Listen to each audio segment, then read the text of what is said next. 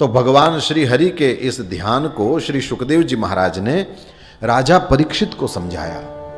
राजा को कहा, ये तो उठते बैठते सोते जागते खाते पीते नहाते और टहलते जब भी चाहो भगवान के ध्यान में तुम रह सकते हो।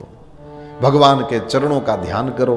गुलाबी तलवे हैं, नखों से प्रकाश निकल रहा है। कभी मुखारविंद का ध्यान करो, मुंह पर वो उनकी मुस्कान चिर परिचित हम सब की जानी पहचानी मुस्कान है, अटखेलियां कल रही हैं। कभी भगवान के मुखारविंद पर वो लटें आ जाती हैं, उनका ध्यान करो। कभी यहाँ भीष्म पितामह के सामने खड़े हुए जिनके पीला दुपट्टा लहरा रहा है कुरुक्षेत्र की हवा में, और जिनके बाल लहरा रहे हैं, मुस्कुरा रहे हैं, और उनकी आंखों से प्रेम और करुणा बरस रहे हैं, ऐसे श्री हरि का ध्यान करो।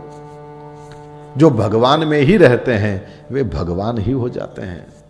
भगवान की भक्ति प्राप्त करने का यही मार्ग है। आप उसके बारे में सोचें। और लोक में देखिए, जिस चीज में आपका प्रेम ज्यादा होगा आप दिन भर उसके ही बारे में सोचेंगे। जिनको वो चाबियां आ गई हों और सरकारी पदों पर बैठे हुए लोगों को, जिनको वो किस तरह से जल्दी साइन कर देंगे, ये सब चाबियां आ गई हों, ऐसे लोग दिन भर कहां से कितना मिलेगा, कहां से कितना मिलेगा, किस में रोकेंगे तो कितने साल में कितना हो जाएगा पैसा, यही सोचते रहते हैं दिन भर। बहुत अच्छा, व्यापारी भी बने तो जगत के सर्वोत्तम व्यापारी बनने की सोचें, पर जब तक वो करना है तब तक ही करें। ये नहीं भूलें कि फिर आखिर हम मनुष्य भी हैं और हमको ये सब तो इसलिए करना है कि अपना ये पेट भर जाए और कुछ पहनने ओढ़ने के लिए हो जाए और ऊपर एक छपरा हो जाए, हो गया। जिसका जिसमें प्रेम होगा वो दिन भर यही सोचा करते हैं।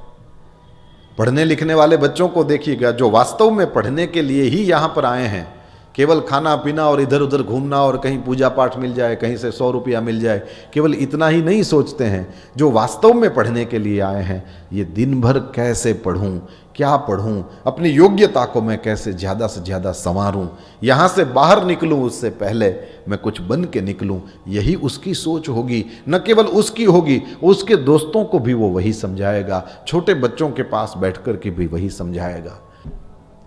तो विद्या पढ़ने वाले हैं, दिन भर वही सोचते रहते हैं। तुम्हारा जहां प्रेम होगा तुम बार बार उसके बारे में सोचोगे। बस यही है, ठाकुर जी के प्रति हृदय में एक बार प्रेम प्रकट हो गया, तुम उसके बारे में सोचने लगोगे। भगवान के नाम, भगवान का रूप, भगवान के गुण, भगवान की लीला, भगवान का धाम सोचते ही रहेंगे।